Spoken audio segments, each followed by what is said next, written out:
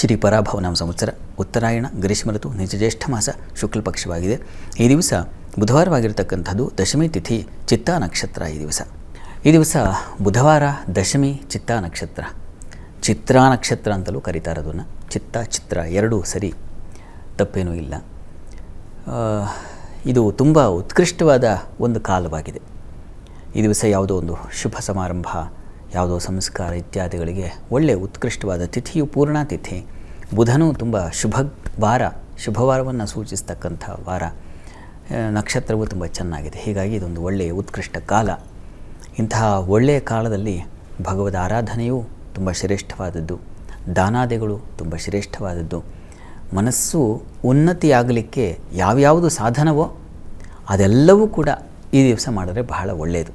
ಸತ್ಕಾರ್ಯಗಳನ್ನು ಮಾಡ್ತಕ್ಕಂಥದ್ದೇ ಆಗಬಹುದು, ಒಳ್ಳೆಯ ಬೋಧನೆ ಆಗಬಹುದು, ಶಿಕ್ಷಣ ಸಂಸ್ಥೆಯಲ್ಲಿ ಟೀಚ್ ಮಾಡ್ತಕ್ಕಂಥದ್ದು ಎಷ್ಟು ಒಳ್ಳೆಯ ಅದು ಒಂದು ಭಗವತ್ ಕೈಕರ್ಯವೇ. ಆರಾಧನೆ ಎಲ್ಲಿದೆ ಎಂಬ ಟೀಚಿಂಗ್ ಮಾಡೋದ್ರಲ್ಲಿದೆ. ಯಾಕೆಂದರೆ ಒಬ್ಬ ಶಿಕ್ಷಕ ಎಷ್ಟು ಲಕ್ಷ ಮಂದಿಯನ್ನು ತಯಾರು ಮಾಡ್ತಾರೆ. ಹೀಗಾಗಿ ಒಳ್ಳೆಯ ಬೋಧನೆ ಅದಕ್ಕೆ ತಯಾರಿ ಮಾಡ್ಕೊಂಡು ಹೋಗಬೇಕಾಗತ್ತೆ. ಸುಮ್ಮನೆ ಏನೋ ಪಾಠ ಮಾಡಿದೆ, ನಾನು ಸಂಬಳ ತಗೊಂಡೆ.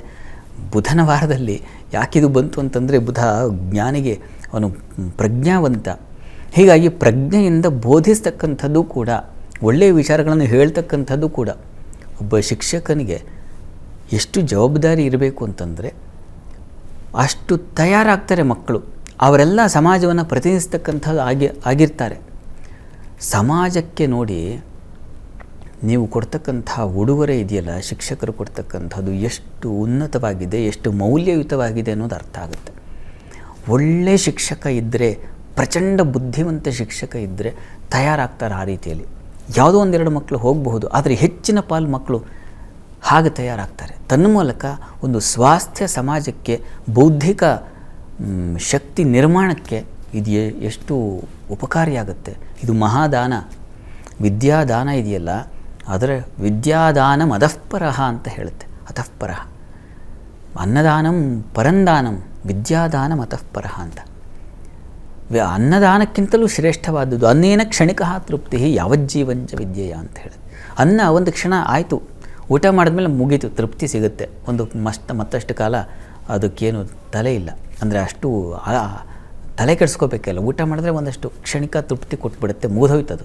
ಆದರೆ ವಿದ್ಯೆದಾನ ಒಂದು ಸಲ ನೀವು ಪಾಠ ಹೇಳ್ಕೊಟ್ಟಿದ್ದು ಕೊನೆ ಉಸಿರಿರೋವರೆಗೆ ಇರುತ್ತೆ. ಅವತ್ತು ನಮ್ಮ ಗುರುಗಳು ಹೇಳ್ಕೊಟ್ಟಿದ್ದು ಪಾಠ ಇದೆಯಲ್ಲ, ಇವತ್ತು ನಾನು ಇಷ್ಟು ಮಾತಾಡ್ತಿದ್ದೀನಿ, ಏನೋ ಒಂದು 4 ಮಾರ್ಗದರ್ಶನ ಈ ಜ್ಯೋತಿಷದ ಕಾರಣ.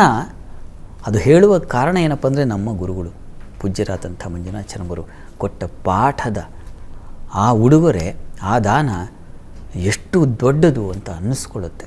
ಹೀಗಾಗಿ ಅಂತಹ ಗುರುವರಿಯರಿಗೆ ನಮಸ್ಕಾರ ಮಾಡ್ತಕ್ಕಂಥದ್ದು ಶಿಷ್ಯರು ವಯಸ್ಸಾವರಸಾದ ಶ್ರದ್ಧೆಯೂ ಬೇಕಾಗುತ್ತೆ. ನೋಡಿ, ಈ ದಿವಸ ಗುರು ಶ್ರದ್ಧೆ, ಗುರು ಸೇವೆ, ಗುರು ಪ್ರಾರ್ಥನೆಗಳನ್ನು ಮಾಡ್ತಕ್ಕಂಥದ್ದು ತುಂಬ ಒಳ್ಳೆಯದು.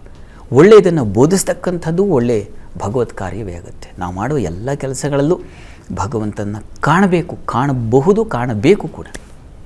ಆ ರೀತಿಯಲ್ಲಿ ಈ ಬುಧವಾರ ನಿಮ್ಮ ಕರೆದು ನಾನು ಬೋಧನೆ ಒಂದು ಹೇಳಿದೆ, ಈ ಥರದ್ದು ಎಷ್ಟೋ ಇದೆ. ಈಗ ಟೆಕ್ನಾಲಜಿ ಏನು ಕಡಿಮೆ ಇದೆಯಾ, ಅದನ್ನು ತಯಾರಿ ಮಾಡೋದು, ಅದರ ಬಳಕೆಗೆ ಎಷ್ಟು ಅನುಕೂಲ ಆಗುತ್ತೆ, ಎಷ್ಟು ಜನರಿಂದ ಅದಕ್ಕೆ ಅದರ ಉಪಯೋಗ ಪಡ್ಕೊಂಡು ಜೀವನ ನಡೆಸ್ತಾ ಇದ್ದಾರೆ, ಅದನ್ನೇ ಜೀವನವಾಗಿ ತಗೊಂಡಿದ್ದಾರೆ. ಎಷ್ಟೋ ಜನಕ್ಕೆ ಅದು ಧನಾಗಮನದ ಮಾರ್ಗ, ಜೀವನೋಪಾಯ ಮಾರ್ಗವಾಗಿದೆ. ಈ ರೀತಿಯಲ್ಲಿ ಎಲ್ಲವೂ ತಿಳಿವೆ. ಆ ತಿಳಿವು ಯಾರ್ಯಾರು ಯಾವ ರೀತಿಯಲ್ಲಿ ಕೊಡ್ತಾ ಇದ್ದೀರೋ ಅದು ಆದರ್ಶವಾಗಬೇಕು, ಇನ್ನೊಬ್ಬರ ಕಲಿಕೆಗೆ ದಾರಿಯಾಗಬೇಕು, ಅದು ಪೂಜನೀಯ ಅನ್ನಿಸ್ಕೊಳ್ಳುತ್ತೆ. ಆ ರೀತಿಯಲ್ಲಿ ನಿಮ್ಮ ಕೆಲಸಗಳಲ್ಲಿ ಈ ದಿವಸ ಶ್ರದ್ಧೆಯನ್ನು ವಹಿಸಿ, ಅದೇ ಒಂದು ಶುಭ ಕಾರ್ಯವಾಗುತ್ತೆ.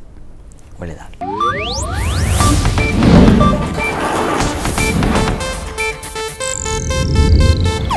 ಇದು ಏಷ್ಯಾನೆಟ್ ನ್ಯೂಸ್ ನೆಟ್ವರ್ಕ್ ಪ್ರಸ್ತುತಿ.